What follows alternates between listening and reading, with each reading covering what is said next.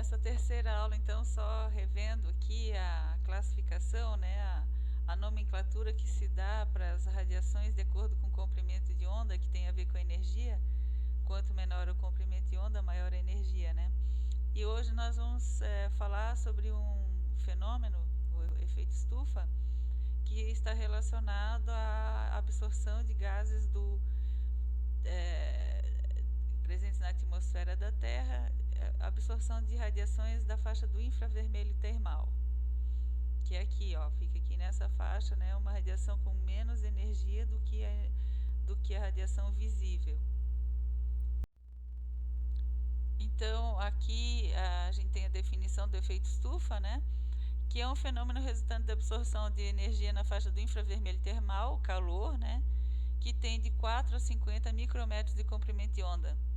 Essa absorção por gases presentes na atmosfera terrestre, são chamados gases de efeito estufa, é um fenômeno natural e graças a ele é que a temperatura da Terra é do jeito que a gente conhece, que fica em torno de mais 15 graus. Se não tivesse efeito estufa, seria de menos 15 graus, ou seja, tudo estaria congelado, né?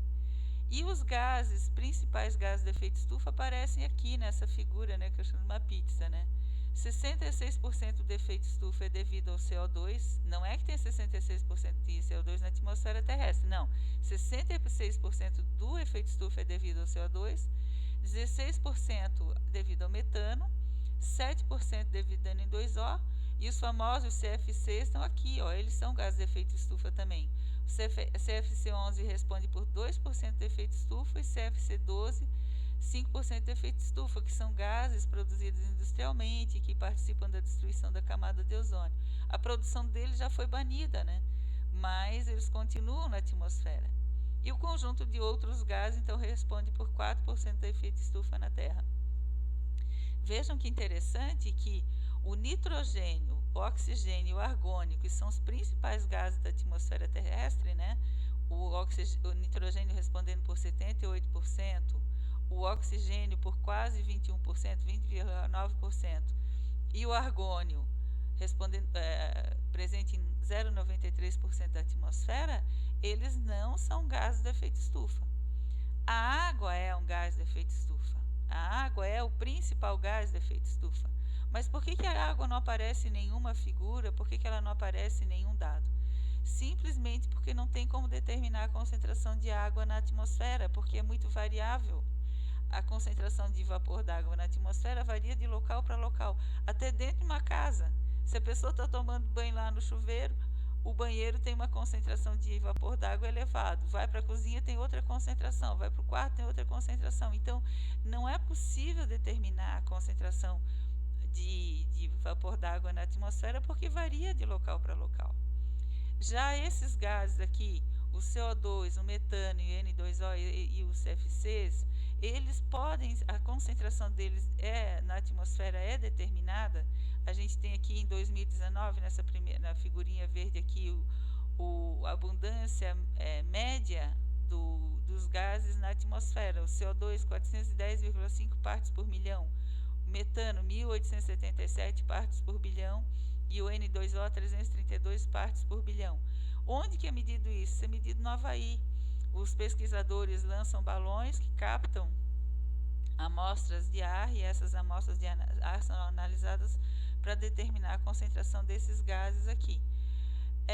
Por que no Havaí? Porque é um conjunto de ilhas que fica lá no meio do Oceano Pacífico, longe de fontes locais de poluição. Então, tem bastante vento, então entende-se que ali as amostras de ar têm uma concentração média, uma concentração representativa da atmosfera do planeta. É interessante a gente ver que entre 2019 e 1750 houve um aumento de 148% na concentração de CO2 na atmosfera. Um aumento de 260% na concentração de metano, um aumento de 123% na concentração de N2O. Por que em relação a 1750? Porque foi antes da Revolução Industrial, foi antes que a humanidade começasse a usar combustíveis em máquinas térmicas, que é o marco inicial, né, do aumento da participação humana na emissão de gases de efeito estufa. Sem falar do aumento da população, de toda a mudança no estilo de vida. Por isso que se usa 1750 como um ano, como se fosse o zero, né, na participação humana em relação à emissão de gases de efeito estufa. Aqui na terceira linha dessa tabela verde, houve em um ano, entre 2018 e 2019, quanto que aumentou? Em um ano aumentou 2,6 ppm na concentração de CO2, 8 ppb na concentração de metano e 0,9 ppb na concentração de N2O. Em um ano isso significa 0,64% de aumento na concentração de CO2, 0,43% na de metano e 0,27% na de N2O. É muita coisa para aumentar em um ano, né? E uma coisa que a gente tem que pensar é que como esses gases eles estão presentes em baixas concentrações na atmosfera terrestre e eles respondem por um efeito que resulta em aumento de 30 graus na temperatura média da Terra, quer dizer que qualquer mudança na concentração desses gases vai ter um efeito relevante na temperatura da Terra. Quanto mais CO2, metano e N2O tiver na atmosfera, isso vai ser sentido diretamente também repercutindo na temperatura média do planeta. Nessa slide aqui a gente tem o tempo médio de residência desses gases na atmosfera, né? Então vejam que o CO2 tem um tempo médio de 50 a 200 anos, metano 12, N2O 206 anos, CFC11 12.400 anos, o Halon 1301 que tem bromo, né? Lembram? 16.000 anos, o HCFC 22 11.000 anos, HFC 134A 9.400 anos. Gente, é muita coisa. Então, o que dura menos ainda, o que é mais degradado mais rapidamente é o metano. Eu acho até emocionante a gente pensar, eu sempre falo isso, né, que é emocionante pensar que o CO2 dura de 50 a 200 anos na atmosfera. Então, quando eu penso nas pessoas minhas queridas que já se foram daqui desse planeta, né, meus avós, amigos queridos que eu tive, a gente está compartilhando ainda a mesma atmosfera, então nada impede que uma molécula de CO2 que está aí por aí passeando tenha passado pelo corpo deles e passe pelo meu também, né?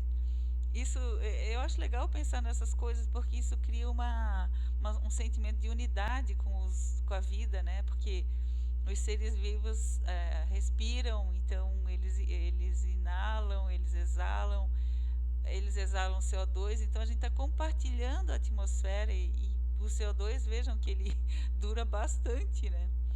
É uma coisa interessante. Tudo que pode fazer a gente entender melhor a nossa estado aqui nesse planeta, eu acho interessante. E esse tempo de residência do CO2 me deixa bastante emocionado.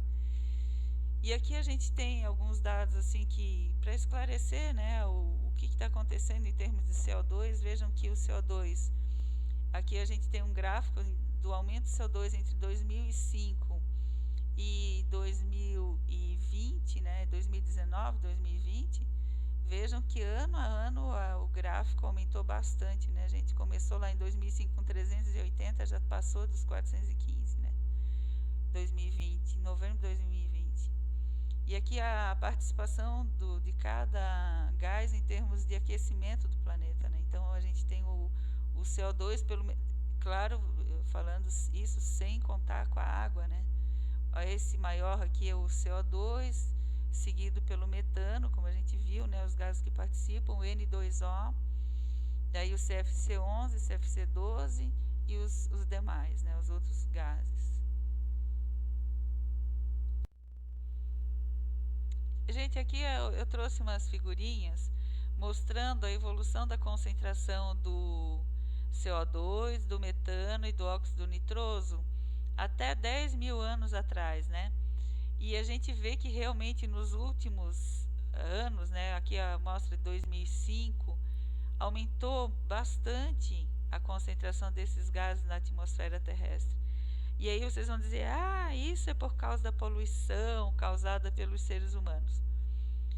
Gente, na verdade, daqui a pouquinho eu vou esclarecer, não é bem assim, sabe? Não é bem assim. Aqui no gráfico menor a gente vê, né, a evolução a partir da Revolução Industrial, como eu mostrei, falei para vocês, a partir da Revolução Industrial a gente começou a usar máquinas térmicas, em que o calor da combustão de diversos combustíveis movimentava essas máquinas, né? E aí com isso, e também houve um aumento populacional expressivo, então com isso aumentou a emissão de gases do efeito estufa pelo ser humano, mas a gente já vai ver que o ser humano não é o único a participar desse processo, não.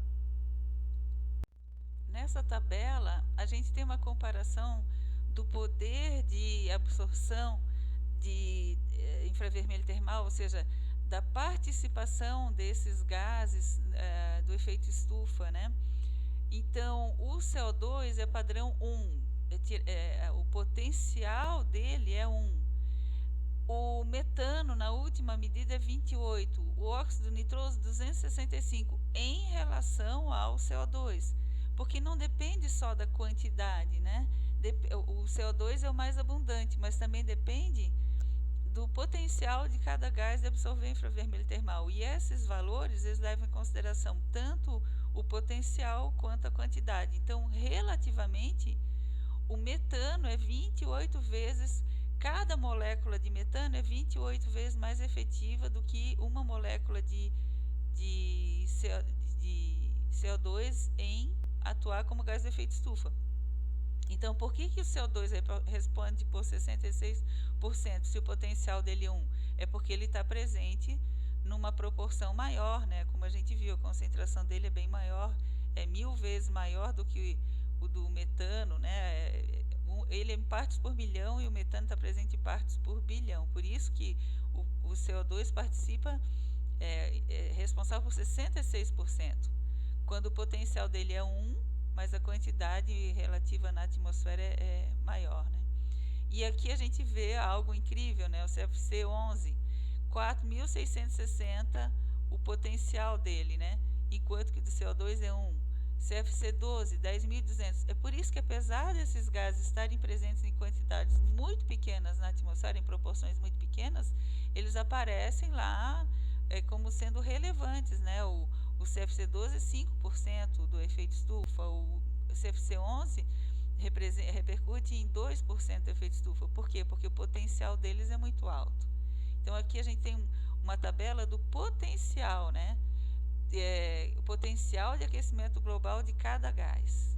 E o HCFC, que foi substituto dos CFCs, também, tetracloreto de carbono. Então, vejam que esses gases industriais, eles têm um potencial muito elevado, né? Alguns milhares de vezes mais do que o próprio CO2. E aí a pergunta que surge é por que alguns gases atuam como gases de efeito estufa e outros não? Gente, isso depende das vibrações que existem nas moléculas dos gases. Então, vocês sabem que tudo na natureza vibra, né? As moléculas, as ligações que tem nas moléculas, elas vibram. E quando essas moléculas desses gases têm vibrações na mesma faixa de energia, no mesmo comprimento de onda, na mesma frequência do infravermelho termal, é quando esses gases têm potencial para absorver radiação infravermelho por um processo chamado ressonância. Então, o que é a ressonância? Quando eu tenho um gás com uma ligação vibrando na mesma frequência do infravermelho termal, esse gás vai absorver essa radiação pelo fenômeno da ressonância. Não é difícil explicar a ressonância, porque todo mundo já teve a oportunidade de sentir a ressonância, né? Vocês já devem ter visto quando para um caminhão, por exemplo, perto de uma casa. Dependendo das janelas que tem do vidro, o caminhão faz a janela começa a vibrar também. Dependendo da janela, a gente começa a escutar o barulho do caminhão replicado no barulho da janela. E no YouTube tem uns vídeos interessantes para vocês verem isso. Tem alguns vídeos de pessoas que conseguem manter o timbre de voz constante na frente de uma taça de cristal, daqui a pouco a taça se quebra, gente. Tem, ali eu coloquei aqui aqui no slide, se vocês buscarem em inglês lá, vozes humanas que quebram cristais, vocês vão encontrar vários vídeos, até de criancinha que consegue quebrar taça de cristal. Por quê? Porque a voz da pessoa alcança a mesma frequência de vibração da taça. Não vai ter isso em copo de vidro, é taça de cristal, porque o cristal ele vibra, ele é um material homogêneo, então ele vibra na mesma frequência, e várias frequências, mas são frequências bem específicas. Quando a pessoa atinge com a sua voz alguma daquelas frequências, o que acontece? A taça absorve a energia da voz, ela passa a vibrar com mais intensidade ao ponto de se romper. E também tem um vídeo interessantíssimo que mostra a ruptura de uma ponte lá nos Estados Unidos, em Washington, em 1940, gente, tinha uma ponte novinha. Essa ponte, de repente, começou a dançar porque passou por ela um vento, e esse vento continuou um vento fraquinho, não era um vento forte, não. Só que esse vento, ele tinha a mesma frequência, porque o vento tem frequência, vocês veem, o vento não é uma coisa retilínea, ele vai, para, vai, para, vai, para. E aí o que aconteceu? Esse ventinho assim miserável, não era um ventão, ele alcançou a mesma frequência da ponte. Gente, a ponte absorveu aquela vibração do vento, absorveu a energia do vento e começou a dançar. E quebrou, caiu a ponte. A ponte entrou em ressonância com o vento. Vocês imaginem que sofrimento para quem construiu, né?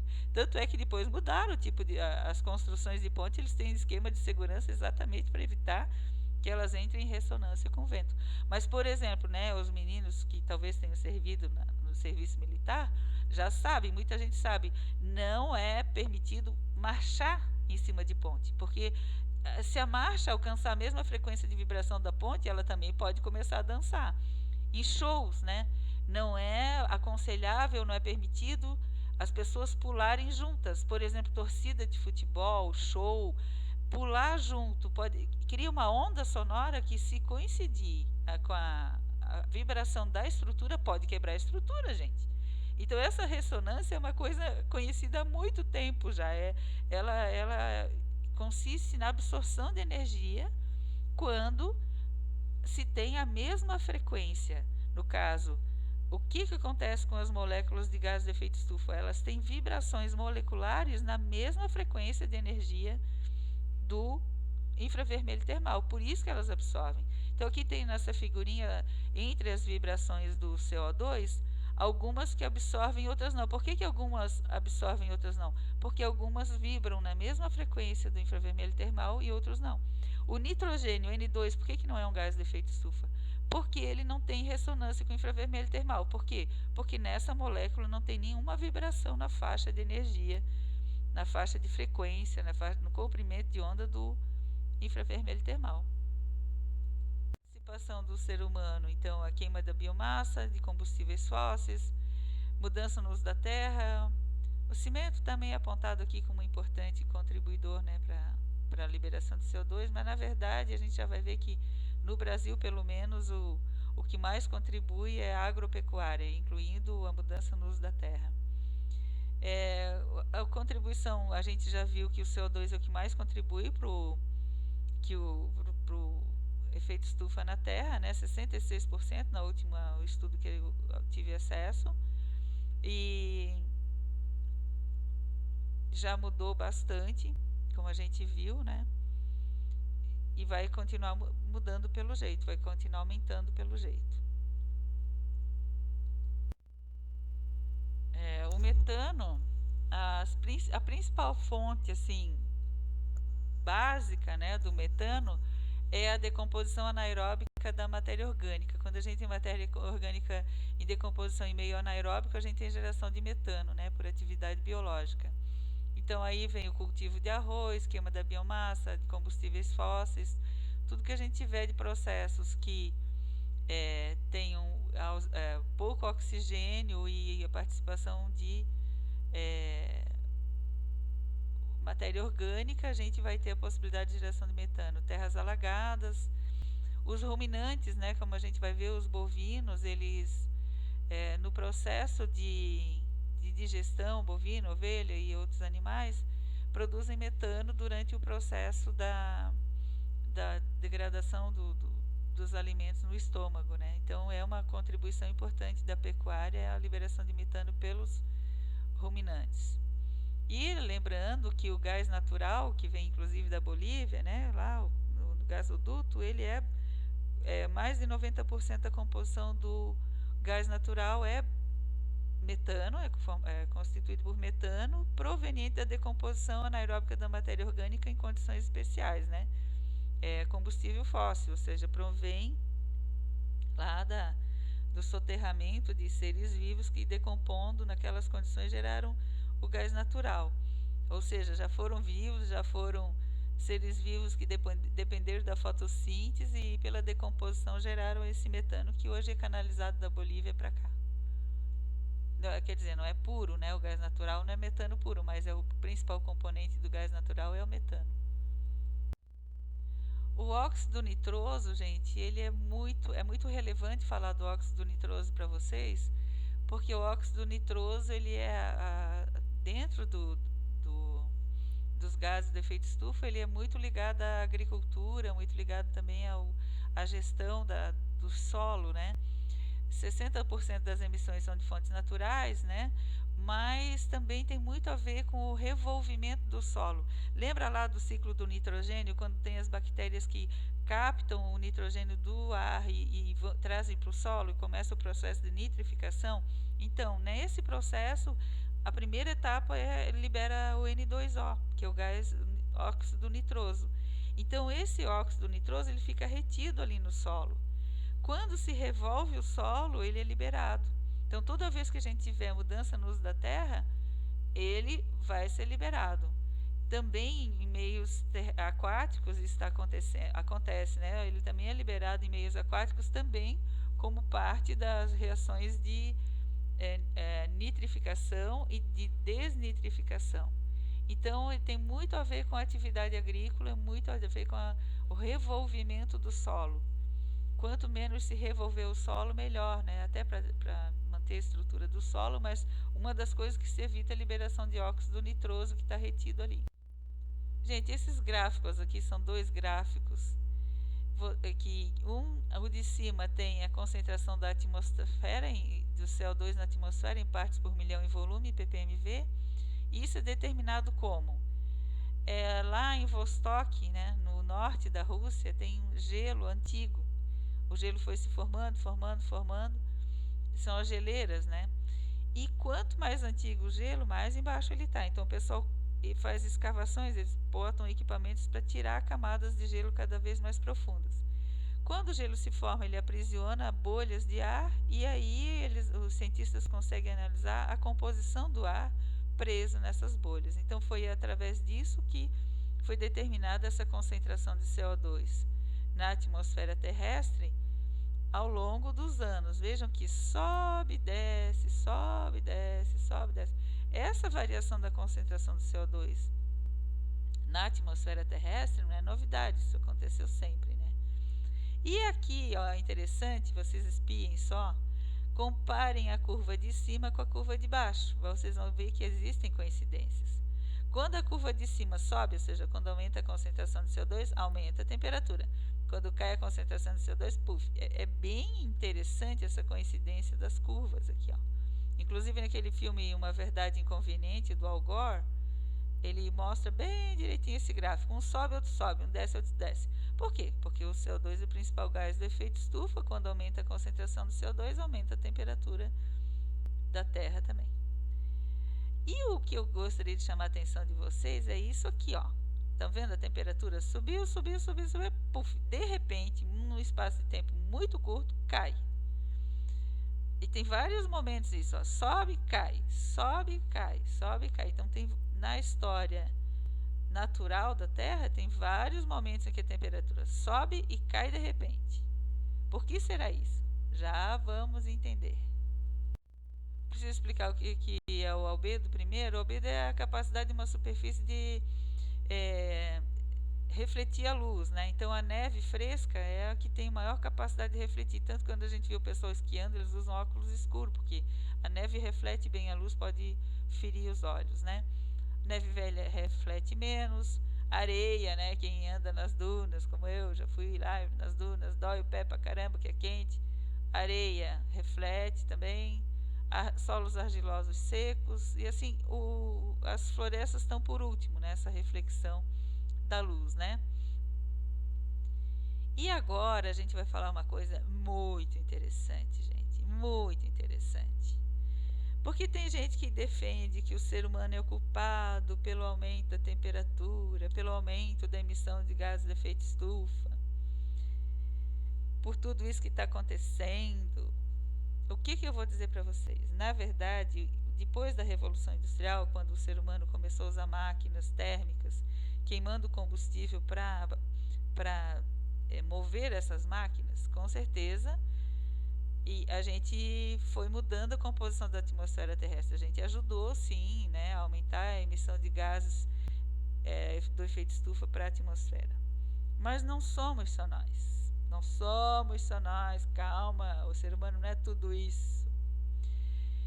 O que acontece? Lá no oceano tem metano congelado. Vocês vão dizer, metano é um gás, como é que está congelado? Lembram, a pressão, quando um gás é submetido a alta pressão, ele pode se converter em líquido ou até sólido. Então, os clatratos são estruturas contendo metano congelado que estão no fundo do oceano, porque a pressão é muito grande, esse gás está preso lá nas rochas, então ele fica no estado sólido.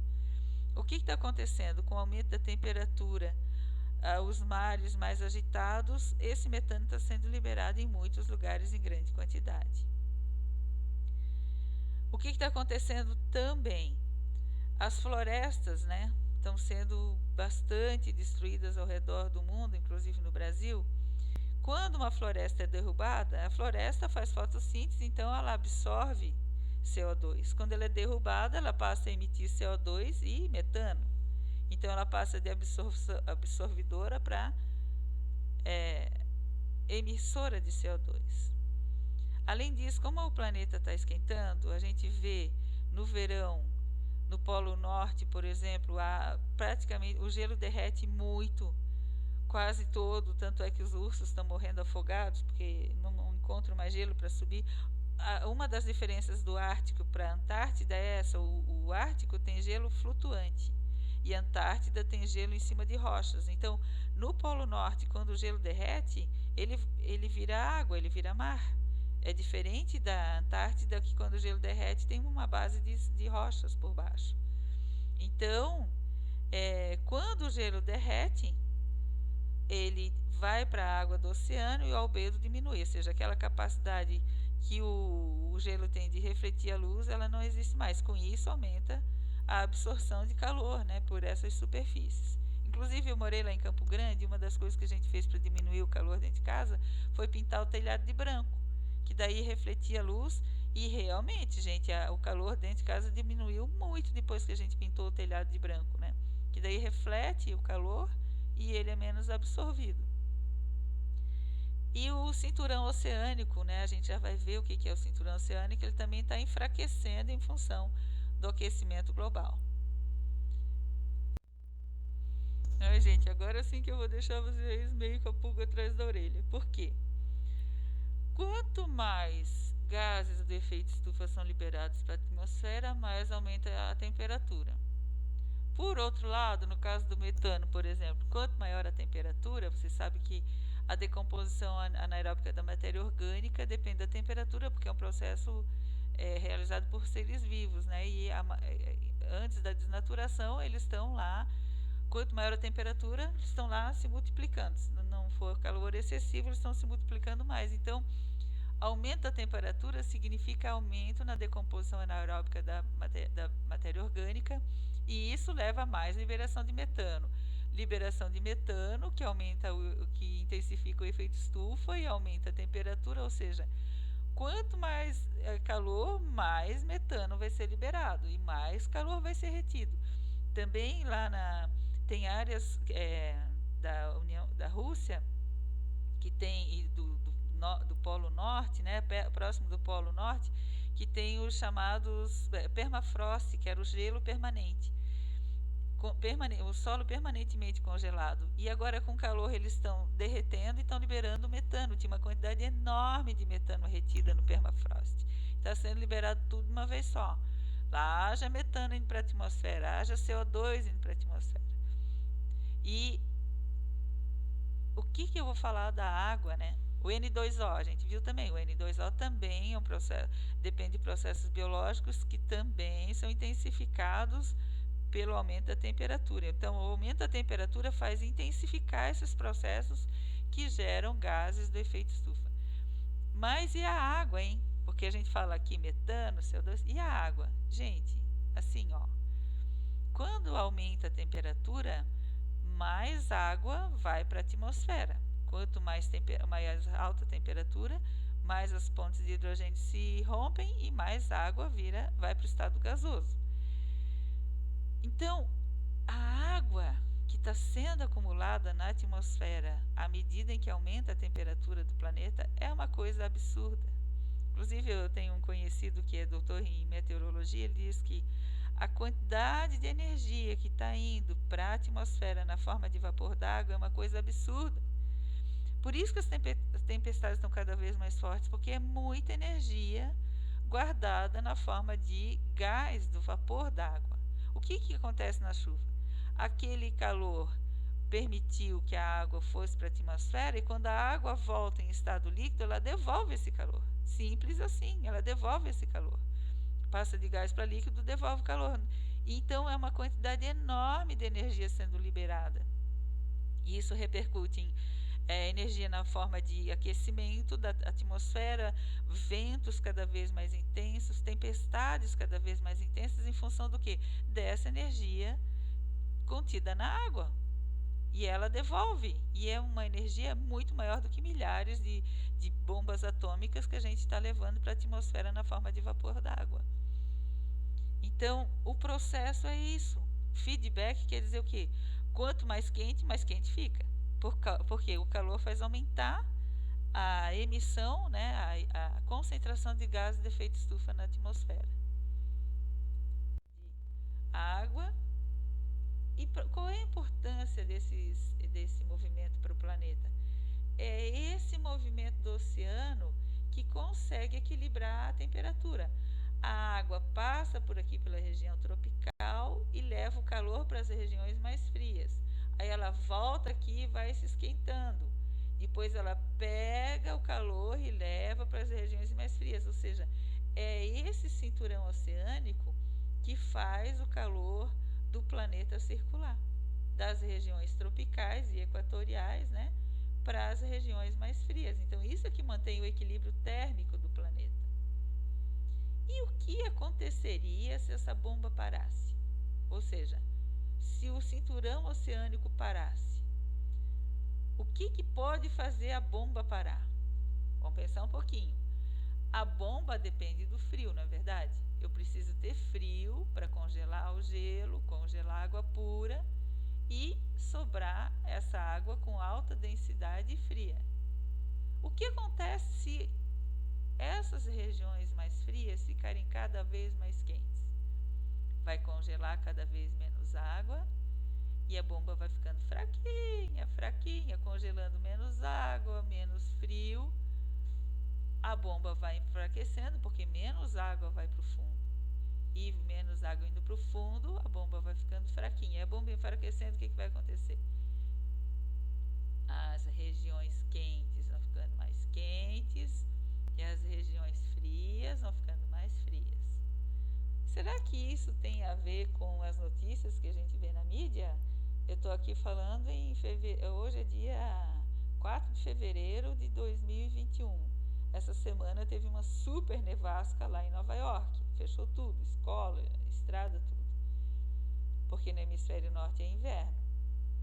E isso é previsto pelo enfraquecimento da bomba salina.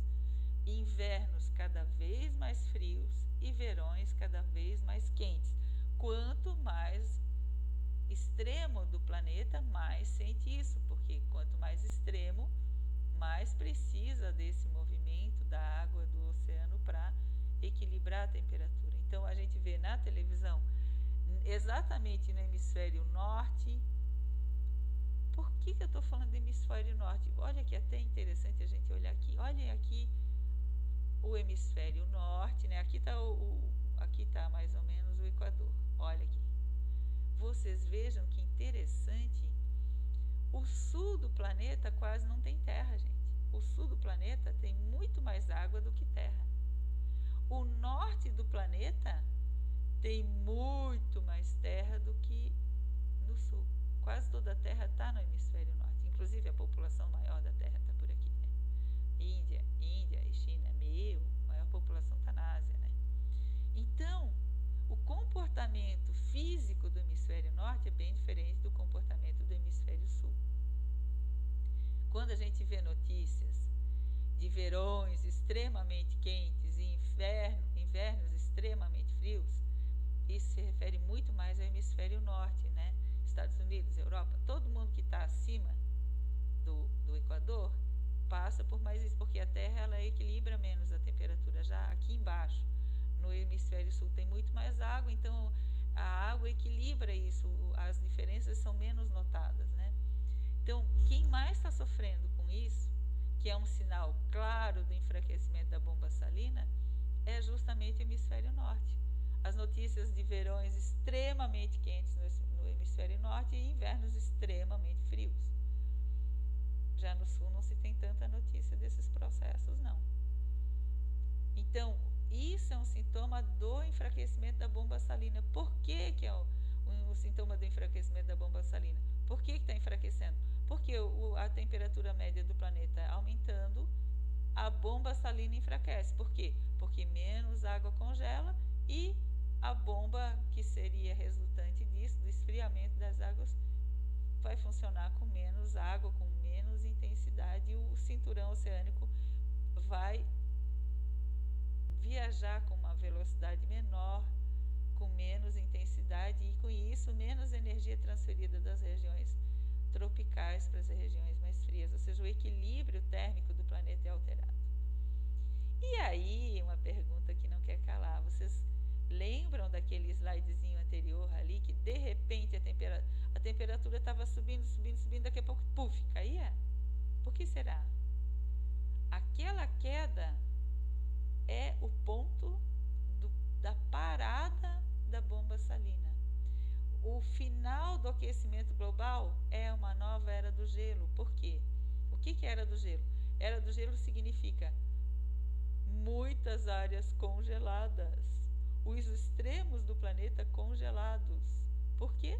Porque para a transferência de calor das regiões mais quentes para as regiões mais frias. Então, quando a gente viu naquele gráfico a temperatura subindo, daqui a pouco repentinamente caindo, indicou o quê? A parada da bomba salina. E quando é que a bomba salina para? Quando o calor faz com que esse movimento da água para o fundo fique tão fraquinho que a bomba para. Parou a bomba, parou o cinturão, ou ele enfraqueceu tanto ao ponto de não transferir mais calor para as regiões mais frias, e a gente tem uma nova era do gelo. É isso aí, por isso que a temperatura cai repentinamente. A parada da bomba salina repercute em era do gelo. Ou seja, minha gente, o final de um processo de aquecimento global é uma nova era do gelo.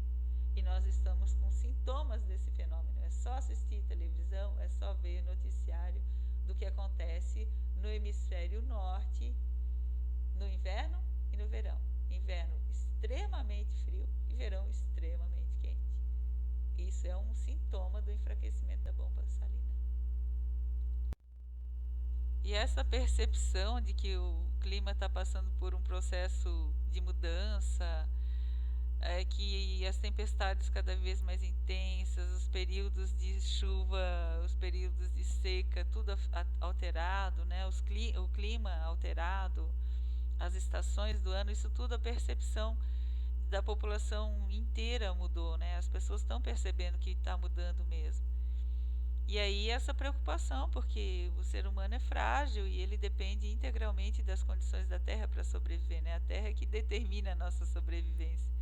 interessante, né? Se a gente tivesse mais nitrogênio na atmosfera do que nós temos, nós não seríamos do jeito que nós somos, porque o nitrogênio é um gás inerte e o oxigênio é um gás reativo. Então, essa proporção de nitrogênio e oxigênio que tem na atmosfera também dita as características dos seres que moram aqui.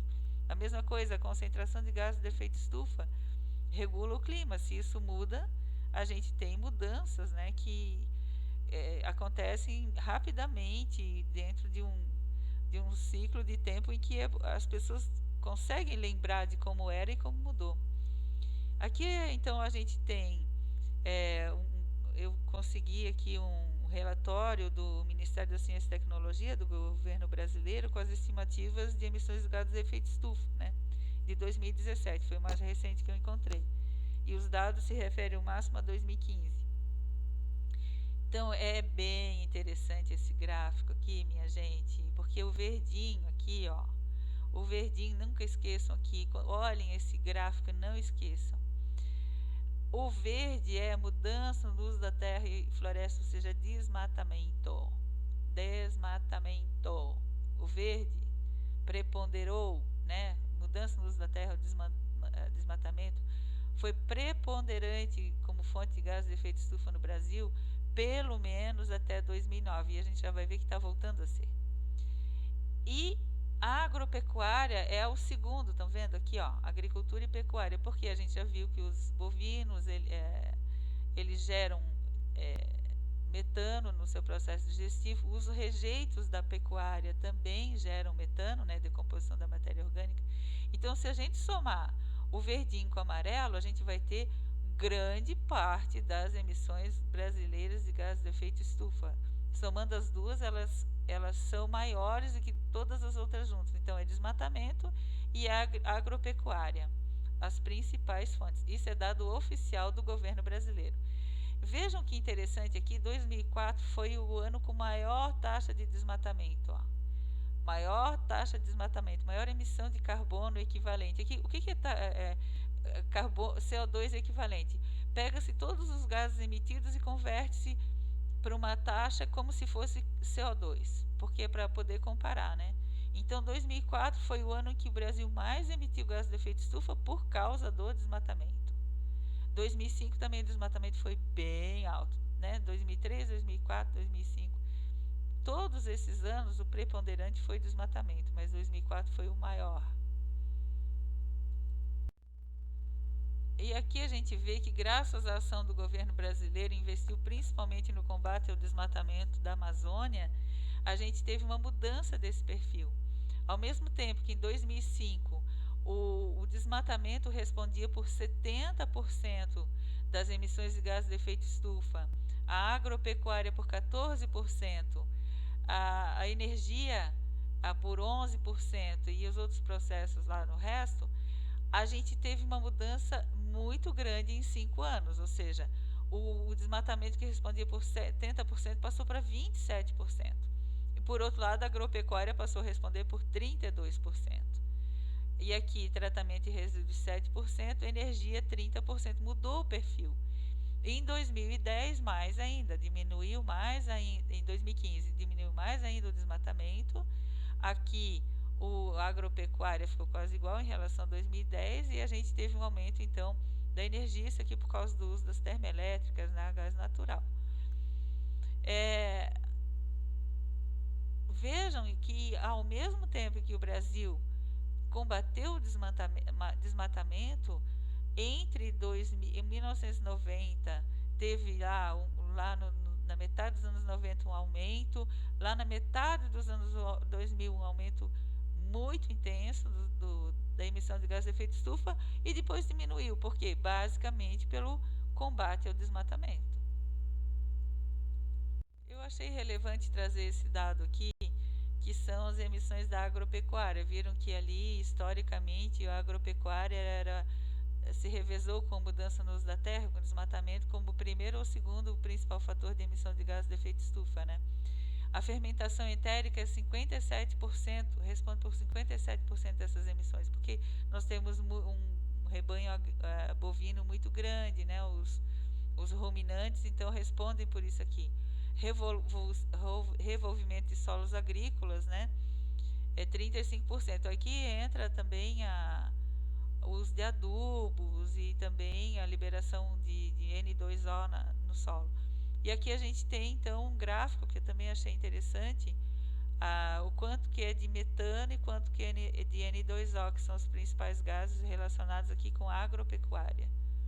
A agropecuária, o metano liberado a partir da fermentação etérica e outros processos naturais, né? E o N2O pela mudança no uso do solo, pelo revolvimento do solo. Lá na primeira aula eu já sugeri que vocês assistissem esse filme Cowspiracy, mas agora vocês já devem ter assistido, mas quem quiser também ver, depois de ter aprendido sobre essa contribuição da pecuária para os gases de efeito estufa, é uma nova visão. Esse vídeo mostra muito bem a contribuição da pecuária para isso, para a emissão de gases do efeito estufa. Esse gráfico aqui, esses dados eu considero extremamente reveladores, extremamente relevantes, né, gente? Olha só, aqui mostra as estimativas de emissões da mudança do uso da terra e floresta, ou seja, desmatamento, né, mudança no uso da terra. Aumentou aqui na metade dos anos 1990, depois aumentou muito lá em 2004, 2005, depois caiu. Vamos ver por que caiu? Aqui, ó, bioma Amazônia, aqui as emissões, e aqui, gente, no período 2005 a 2015, diminuíram 92,5%. E no período 2010-2015, 50,82%. Nossa, que bom, né? Que ótimo, né? Aqui em cima eu não falei, mas aqui, ó, de 2005 a 2015, quanto que diminuiu as emissões de gás de efeito estufa por causa da mudança no uso da terra? 83%. E 2010 a 2015 já diminuiu menos, 6,03%. Então, para a Amazônia, parabéns para nós. Por outro lado, quando a gente olha o pobrezinho do Cerrado, gente, olha o Cerrado, coitadinho. Houve uma diminuição entre 2005 e 2015 de 70,23%, porque vejam que em 2005 a gente estava bombando, estava aqui em cima, né? Mas quando a gente vê de 2010 a 2015, já aumentou do desmatamento do Cerrado. Mata Atlântica, coitadinha, olha aqui, ó. 2010 a 2015 a Mata Atlântica 60,5% a mais, gente, coitadinha. Caatinga. Então, os biomas protegidos, Amazônia, Pantanal, a princípio, que a gente já vai ver que em 2020 vai bombar, e o Pampa, né, que deu negativo. Já o pobre do Cerrado e a Mata Atlântica e a Caatinga, olha, entre 2010 e 2015, meu Deus, quanto que aumentou isso. E agora 2020, claro que bombou, porque a gente teve incêndios florestais, daqui a pouquinho a gente vai ver alguns dados sobre isso. Assustadores, né? Assustadores. Aqui também achei interessante trazer para vocês, quando tem a mudança no uso da terra, o que emite mais, né? O CO2, com certeza, é o principal, e depois metano e N2O. Vários problemas, né? O Brasil assinou tratados internacionais se comprometendo a diminuir as emissões de gases de efeito estufa, a gente já vai ver, e com isso ele está indo na contramão disso. Aumentou em 180, ficou 180% acima da média que ele mesmo tinha tratado, né?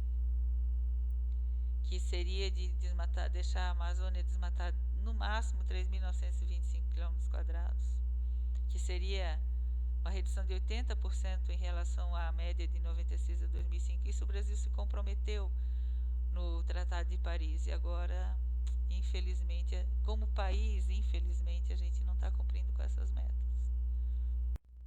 No ano de 2020 foi notável, né, o tamanho da destruição do Pantanal por causa dos incêndios. 30% do Pantanal foi incendiado. E é muito triste, porque isso, 1/3, né, do Pantanal queimado. E ainda teve ministro falando que o boi seria o bombeiro do Pantanal, porque ele come a massa orgânica. E na verdade o que essa reportagem desmente isso, né?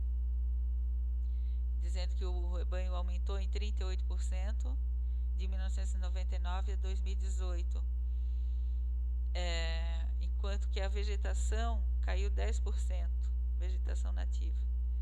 E a área de pastagem exótica cresceu 64%, ou seja, naturalmente estão trocando a vegetação para alimentar esses bovinos lá na região, né? E o INPE mostrou que houve um aumento de 220% dos focos de queimada em relação a 2019, por isso que é um retrato do que aconteceu lá, né? Foram 22.116 focos e o maior número já registrado no Pantanal, desde 1998. Houve sim participação das pessoas, né? Não foi natural.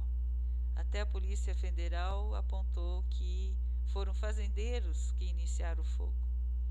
Não a falta de boi, como teve ministro defendendo que o boi apagaria fogo. Não é bem assim. Infelizmente foi... Porque lá quando tem muito capim seco, começa o fogo, é difícil parar. E o que o relatório da Polícia Federal mostrou é que foram pessoas com ações criminosas que fizeram isso, começaram o fogo lá. E isso queimou 30% do Pantanal, a biodiversidade, os animais, a vegetação nativa. Foi muito triste o que aconteceu lá. E a poluição, claro, né? Eu quero só ver quando vierem os relatórios de emissões de gases de efeito estufa, o que vai ser de nós. 2020, o Brasil, a Amazônia queimou, o Pantanal queimou e com certeza foi muito gás de efeito estufa emitido ali.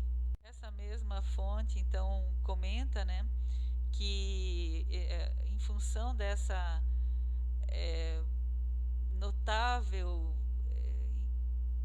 esse notável desmatamento, os incêndios florestais na Amazônia e no Pantanal chegaram notícia no mundo inteiro. E aí as empresas, não os governos somente, mas empresas, acusaram o governo brasileiro de estar sendo omisso e ameaçaram sim de boicotar produtos brasileiros no exterior. Isso, gente, é uma possibilidade bem real, porque a humanidade inteira, né, os mercados consumidores estão alertas sobre isso, porque todo mundo já está vendo o resultado das mudanças climáticas sobre a saúde do planeta e a saúde das pessoas e o bem-estar das pessoas, né? O risco que isso representa. Então, quando tem queimada na Amazônia, queimada no Pantanal e a mídia do mundo inteiro noticia isso, as pessoas começam a questionar os governos e as empresas. As empresas também estão alertas para o seu consumidor. Então, o Brasil, ele pode facilmente passar a ser visto como um país que não cuida do ambiente, que não está agindo corretamente em relação à emissão de gases de efeito estufa e com isso sofrer boicotes no âmbito econômico mesmo, de empresas e de governos e de consumidores, ao ponto de boicote a produtos brasileiros. Isso é uma ameaça real, é uma coisa que não depende de ONG, isso depende dos próprios consumidores e das empresas, né? E governos que têm que dar uma resposta para a população que cobra deles isso. Então, lá em 1997, em dezembro de 1997, já se tinha notícia disso tudo, então os países se reuniram em Kyoto, uma cidade lá do Japão, que foi a antiga capital do Japão, né? E levaram os países participantes levaram os seus dados das emissões de gases de efeito estufa. Os dados se referem ao início de 1990. Em 1997, então, eles levaram esses dados. Com esses dados de emissões de gases de efeito estufa, os países foram divididos em dois grupos, os do anexo 1 e os do anexo 2. Do anexo 1 estão aqui, que são os maiores emissores, né? E aqui o quanto por cento cada um contribuía com as emissões de gases de efeito estufa. Vejam que os Estados Unidos sozinhos emitiam 36% lá em 1990. A Rússia 17,4%. Então, Aqui, a Alemanha, 7,4, eles usam muita termoelétrica a carvão lá. E assim foi, né? A Austrália produz bastante carvão mineral também, né? E aqui então tem os países, o Japão é um paísinho pequenininho, mas é muito industrializado, liberava carbono pra caramba lá, gás de efeito estufa muito. Grã-Bretanha também, muito industrializado. Então aqui estava a lista dos países que mais emitiam e estavam no anexo 1. Quem estava fora do anexo 1 não era considerado grande emissor. Detalhe, né? Aqui, para esse cálculo, não levaram em consideração os dados de mudança no uso da terra. Aqui foram calculados por planilhas de cálculo outras fontes de gases de efeito estufa. Mudança no uso da terra não, por quê? Porque esse tratado aqui, o protocolo de Kyoto, ele é baseado em números, em tonelada de carbono emitido. Então, não havia planilhas de cálculo para mudança no uso da terra, por isso que esse dado não apareceu. Brasil, China e Índia não estão nessa lista aqui, minha gente. Vejam que Brasil, China e Índia não estão nessa lista dos países que mais emitiam carbono em 1990. Estão fora do anexo 1. Esses textos que eu trouxe para vocês aqui, eles foram retirados do original, né? Do protocolo de Kyoto. E aqui fala então que não teve as emissões de CO2 por fontes de remoções de mudança do uso da terra e florestas não foram consideradas porque não tinham planilhas ainda certificadas, porque esses dados todos são baseados em planilhas de cálculo aprovadas no âmbito da ONU, né, que organizou isso. Como não existia planilha para cálculo das emissões em mudança do uso da terra, então não foram considerados. E qual era a meta? Qual era a meta desse protocolo de Kyoto? Os países do anexo 1, vejam aqueles países do anexo 1 que não inclui o Brasil, Índia, China e outros países, eles deveriam atuar conjuntamente para diminuir em 5% o que era emitido em 1990 no período de 2008 a 2012. Então, ou seja, a meta era diminuir aquilo que tinha em 1990 mais 5%, no período limite até 2012. Como que seria feito isso? Uma das sugestões, e que foi acatada, inclusive foi levado pelo governo brasileiro, veja que o Brasil não é fraco não, é o MDL. O que é o MDL? Mecanismo de Desenvolvimento Limpo. Era um mecanismo de transferir dinheiro para que projetos visando ou a diminuição na emissão de gases de efeito estufa ou o aumento na captação de gases de efeito estufa pudessem ser financiados por esses países do anexo 1 em qualquer lugar do mundo de países que não estivessem no anexo 1. Se fosse investir dentro do próprio país que está dentro do anexo 1, e isso seria regulado pelo país lá. Se for fazer isso fora do território daquele país, a empresa ou o próprio governo que estaria no anexo 1 pagaria para esse país desenvolver lá, para as entidades desenvolverem projetos em outros territórios. Então, seria um pagamento para cumprir com essas metas estabelecidas para os países do anexo 1. Qual era a meta? Diminuir em 5% as emissões em relação ao que era emitido em início de 1990. Mas isso tudo dependia de uma coisa. O protocolo, que é uma intenção, só viraria um tratado, ou seja, um acordo internacional que passaria a ter validade somente quando, somadas as emissões dos países que assinassem, desse 55% total de emissões. Lembrando, os Estados Unidos sozinhos emitiam 36%, a Austrália 2%. E a Rússia 17%. Então, vocês vejam que sozinhos esses três países já somavam 55%.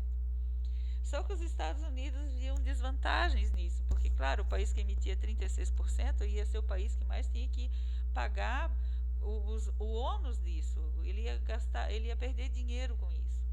Então, ficaram forçando a barra para o protocolo não virar tratado. E no fim a Rússia que ficou, todos os países foram assinando e ficou naquela situação. Se a Rússia assinasse, o protocolo se transformaria em tratado. E eu nunca vou esquecer que em outubro de 2004, não, outubro de 2003, a Rússia assinou. No momento que a Rússia assinou com seus 17% do total de emissões, o protocolo virou tratado. E a partir daí, então, passou a vigorar o MDL. O que é o MDL? Mecanismo de Desenvolvimento Limpo. É a base do tal do crédito de carbono, que cada tonelada de carbono não emitida ou cada tonelada de carbono absorvida é paga em dinheiro. O crédito de carbono passou a valer e empresas começaram a ganhar dinheiro por isso. Então eu trouxe aqui as primeiras empresas, os primeiros projetos que ganharam esse dinheiro do crédito de carbono. Elas tiveram que fazer projeto, comprovar o quanto que deixariam de emitir ou quanto que absorveriam de gases de efeito estufa na forma de tonelada equivalente de CO2.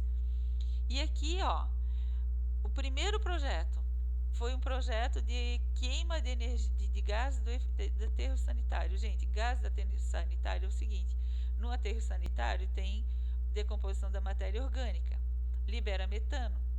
O metano liberado na atmosfera, lembram que ele tem 28 vezes mais, o potencial dele de gás de efeito estufa é 28 vezes maior do que o CO2.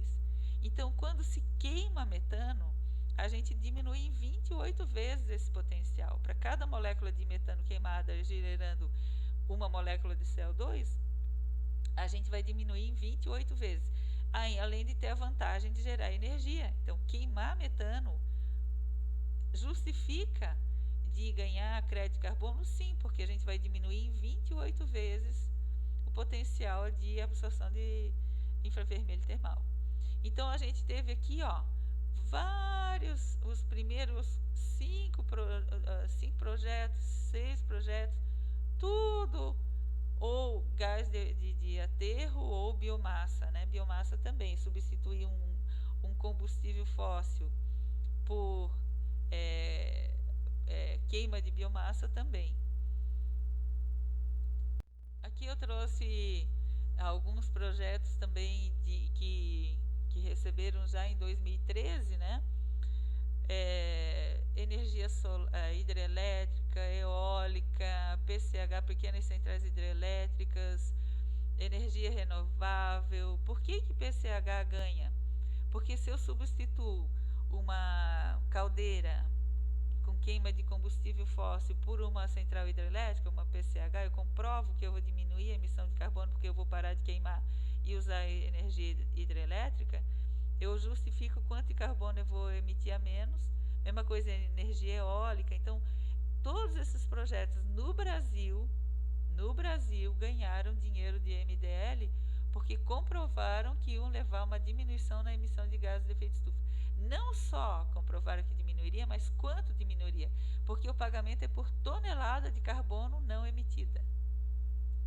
Eu até cheguei a fazer um curso, né, de como fazer projetos para ganhar dinheiro do crédito de carbono. Não era difícil não, gente, porque tinham projetos prontos, a gente tinha acesso a esses projetos e aí era um cálculo, tinha um monte de coisa já tabelada. Por exemplo, na pecuária, emissões de metano por fermentação de dejetos de animais. Então já tinha planilhas de cálculo para quantos suínos, quantos bovinos, né, os dejetos, né, quanto de animais tinha, já tinha uma planilha de cálculo para dejetos, a quantidade de animais já dava a quantidade de carbono emitida, de metano emitido. Então, por isso que o biodigestor é uma coisa interessante também. Quando a gente tem lá numa propriedade os suínos, né, a suinocultura, a produção intensiva de dejetos, se a gente colocar esses dejetos num biodigestor, vai gerar metano. Esse metano pode ser queimado, gerando energia para a propriedade e ainda ganhando crédito de carbono. Por quê? Porque deixou de emitir o metano e transformou em CO2. Então, teve bastante projeto aprovado no âmbito do MDL justamente disso, do biogás, né, dos biodigestores, evitando a emissão de metano. eu acho que deveria ser até obrigatório, onde tem criação de animais, deveria ser obrigatório ter biodigestor, porque é absurda a poluição que causa a pecuária e quando isso poderia ser revertido em fonte de energia, né? Uma vez que passa pelo biodigestor, o dejeto animal, ele é tratado, eu vi ao vivo isso, a transformação que aconteceu lá em Mato Grosso do Sul.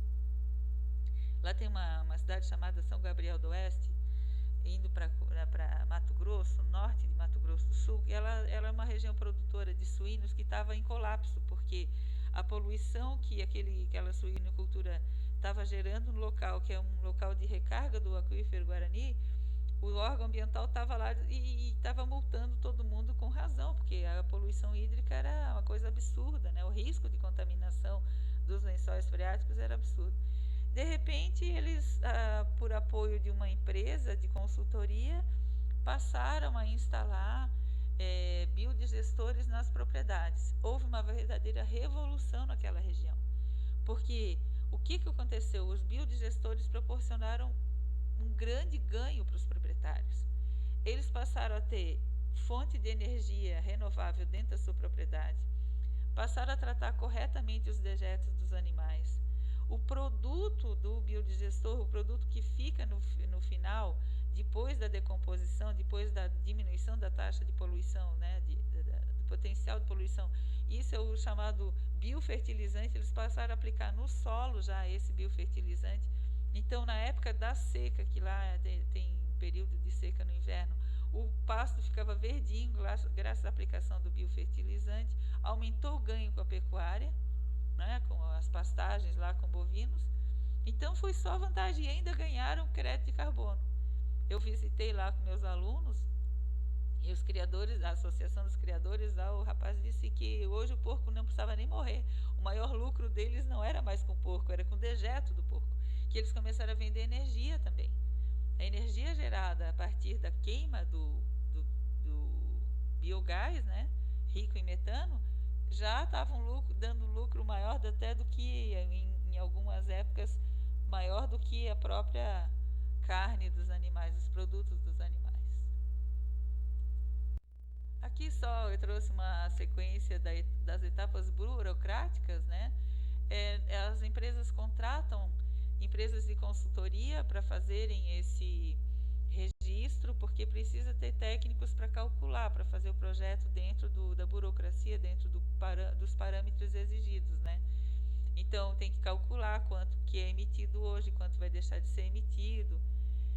E são essas etapas até que recebe o certificado e no final, então, o governo brasileiro manda isso para o Conselho Executivo lá internacional e a empresa passa a ganhar esse dinheiro.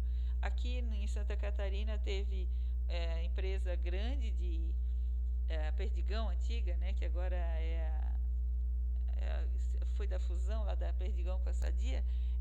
Eles botaram biodigestores nas fazendas que contribuem com a criação dos animais e ganharam bastante dinheiro do MDL com isso.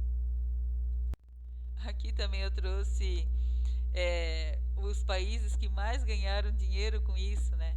China, Índia, Brasil, Vietnã, México. Ou seja, China e Índia, vejam quanto dinheiro eles ganharam com projetos de MDL, né? Quantos 48,9, né? De projetos do total, quantos por cento foram da China, quantos por cento da Índia? Não foi pouco, não.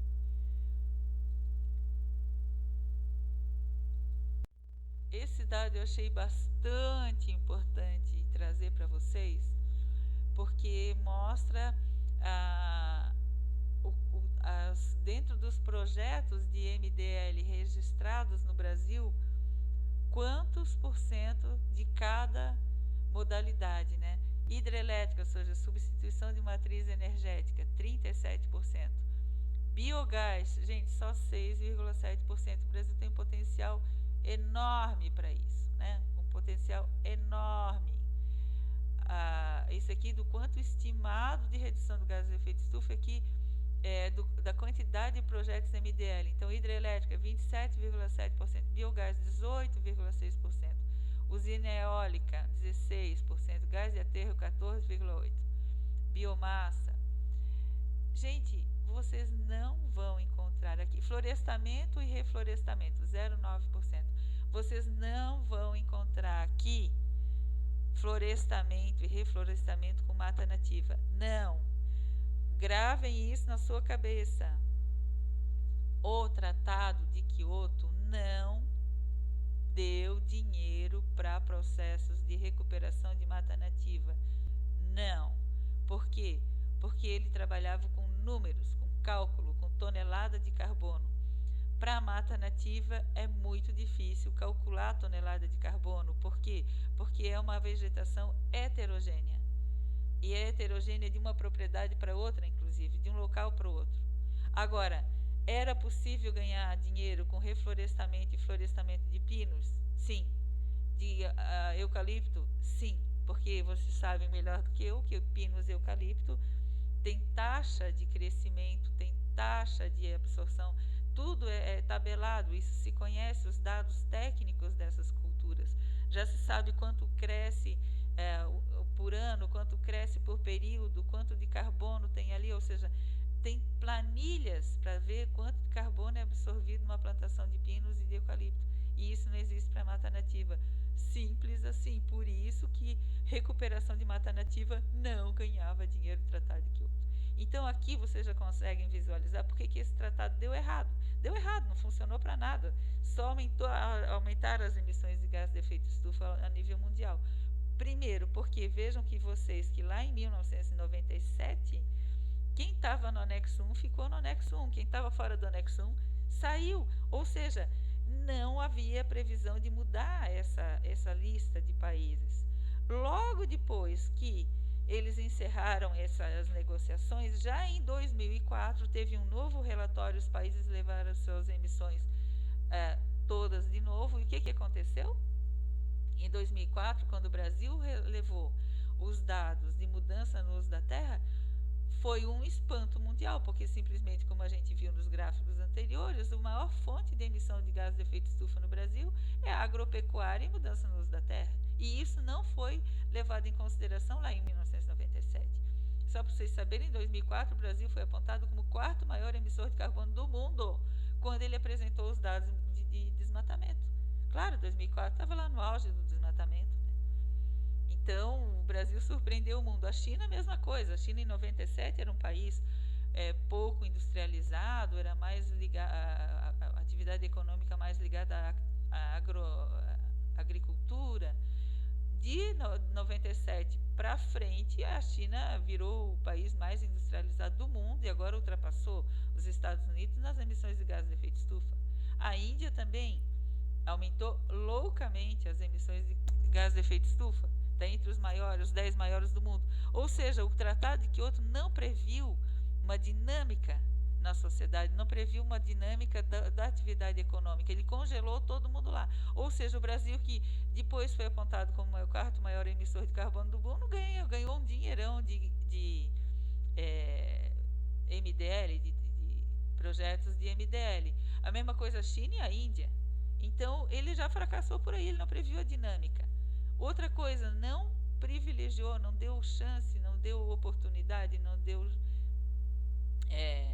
mecanismo para compensar mata nativa, preservação e recuperação de mata nativa. Então, foi um tratado que já nasceu errado. Aqui também, só para curiosidade de vocês, quais foram os estados que mais ganharam dinheiro do MDL, né? No Brasil, São Paulo, Minas, Rio Grande do Sul, Mato Grosso, Santa Catarina e assim por diante. Então, Santa Catarina também ganhou bastante em função de PCHs e também da suinocultura, né, dos biodigestores. Eu fiz questão de buscar esse dado porque eu acho muito interessante, gente, muito interessante. Vejam vocês, a China em 2017 foi o país que mais emitiu carbono, ela foi responsável por 27,2% do total emitido, passou de longe os Estados Unidos, 14,6%, Índia, 6,8%, Olha que o Brasil está aqui em 13º, exatamente porque até 2017 a gente tinha conseguido diminuir bastante, lembram? Por causa do combate ao desmatamento, a gente está aqui em 13º. Mas no próximo rol a gente já vai estar mais lá para cima, né? Então vejam, China e Índia, a China primeiro, Índia o terceiro, eles entraram lá como os países que mais ganharam dinheiro do MDL, do Tratado de Kyoto, sendo os que mais emitiam carbono já há muito tempo. E aqui tem a lista dos países que mais emitem. Esse aqui é muito revelador, né? A China, em 2017, 27,2% do carbono emitido, porque a China se industrializou, a população gigante, a Índia a mesma coisa, e a matriz energética, apesar de que a China é o país que mais investe em energia solar, eólica e tudo mais, e a base da matriz energética para dar conta de tudo que eles produzem lá é a queima de carvão mineral, né? Então, é por isso, basicamente, as termoelétricas a carvão mineral é que fazem a China ser esse grande emissor de carbono, junto com a sua atividade econômica e a sua população. Como o Tratado de Kyoto notavelmente fracassou, os países se reuniram novamente e em dezembro de 2015 o Brasil participou também, e cada país membro, não era só os de uma tabela, mas todos os países membros assinaram a intenção de diminuir as suas emissões de gases de efeito estufa. Então não tinha mais aquela divisão em blocos. Cada país que participasse tinha que assinou o acordo.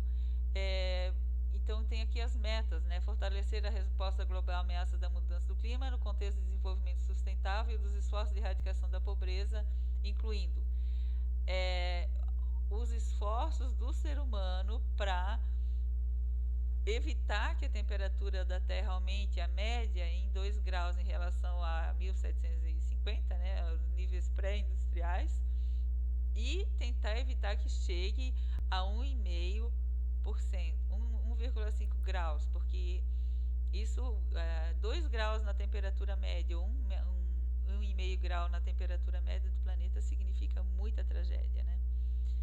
E além de tentar evitar isso, adaptar as populações aos impactos negativos da mudança do clima, já que a gente vai passar por isso mesmo, o clima notavelmente está mudando, então, além de a gente tentar baixar as emissões de gases de efeito estufa, a gente também se adaptar a essas mudanças. O Brasil esteve lá, o Brasil assinou o Tratado de Paris, o Acordo de Paris, e qual foi o compromisso do Brasil? Reduzir as emissões de gases de efeito estufa em 37% abaixo dos níveis de 2005 até 2025 e depois, até 2030, reduzir em 43% em relação a 2005. Gente, aqui o Brasil deu uma sacada muito incrível. Por quê? Qual é a principal fonte de emissão de gases de efeito estufa do Brasil? Qual era em 2005? Lembram lá do gráfico? Mudança no uso da terra, desmatamento, junto com a agropecuária, mas o principal era o desmatamento. Hoje, quer dizer, até 2018, o Brasil já tinha cumprido essa meta, porque como 2005 foi o auge do desmatamento, o auge das emissões de gases de efeito estufa, e depois o Brasil diminuiu pra caramba, a gente viu ali as emissões da Amazônia, desmatamento da Amazônia, a gente já tinha cumprido. Se a gente mantivesse as políticas públicas de combate ao desmatamento na Amazônia, o que a gente viu foi uma diminuição intensa, a gente já tinha cumprido, não só as metas até 2025, mas a gente tinha cumprido até 43%. Quando o Brasil assinou lá em 2015, ele já tinha cumprido isso aqui. Só que agora, com o novo governo, houve uma mudança na política ambiental brasileira e agora a gente, nos próximos relatórios, a gente vai ter dificuldade para comprovar, porque agora realmente o dado mais recente eu não tenho, mas o que a gente observa pelas notícias é que realmente o desmatamento está aumentando e a gente tem que se cuidar, porque se por acaso, e tudo tende a acontecer para 2025 a gente não cumprir a meta, o que a gente vai ter? A gente vai ter uma intensificação da má imagem do Brasil no exterior e boicote mesmo de empresas e de governos, porque o Brasil se comprometeu a cumprir, ele tem que cumprir como país, não depende de governo, é uma questão de Estado, não é de governo. Se o Brasil continuar a ser omisso nesse sentido, como está demonstrando ser, nós teremos como povo sérios problemas. Boicote a produtos brasileiros, restrições a produtos brasileiros, aumento de impostos a produtos brasileiros, não vai ser pouco o estrago que isso vai trazer para nós.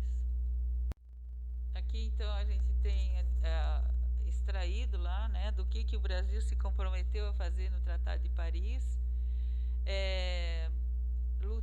continuar lutando para diminuir a taxa de desmatamento na Amazônia, que foi de 82% entre 2004 e 2014, mostrando aqui os esforços do governo brasileiro, né, para ir nesse sentido, que o Brasil utilizava 40% da sua matriz energética de energias renováveis.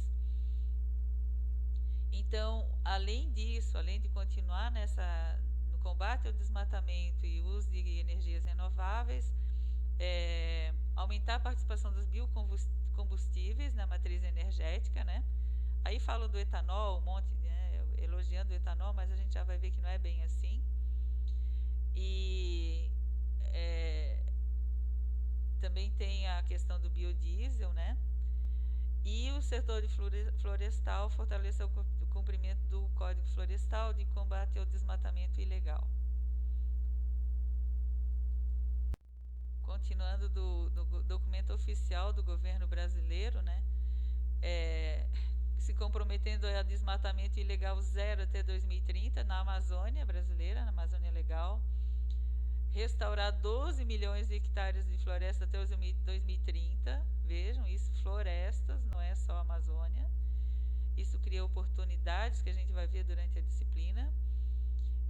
Manejo sustentável de florestas, para acompanhar essa evolução, para combater práticas ilegais. E no setor de energia, expandir o uso de energias renováveis e fontes de energia não fóssil dentro do próprio território, incluindo eólica, biomassa e solar. E além do que aumentar a eficiência do setor elétrico. Tudo isso é compromisso que o governo brasileiro assinou, o país assinou, né? O Estado brasileiro assinou. Aqui a gente tem uma crítica, né, daquele pessoal lá do Observatório do Clima, esse governo, que mostra que o governo brasileiro, quando foi agora em 2020 negociar, né, trazer os seus relatórios, ele mudou a planilha de cálculo, dizendo que em 2005 a gente emitia mais carbono. Então, como a gente emitia mais carbono, a meta aumenta o valor também, mudando, né, se a gente tem como parâmetro 2005 e o parâmetro aumentou, quer dizer que a meta também fica mais permissiva. É uma questão política bem séria essa, e o mundo está olhando com maus olhos essa atual política ambiental brasileira, e nós vamos aguardar os próximos capítulos. Mas eu trouxe aqui para vocês essa crítica, né, ao governo brasileiro atual em relação às metas propostas pelo governo lá no Tratado de Paris em 2015. Lembrando que o Brasil se comprometeu a diminuir em 37% as emissões em relação a 2005 até 2025 e em 43%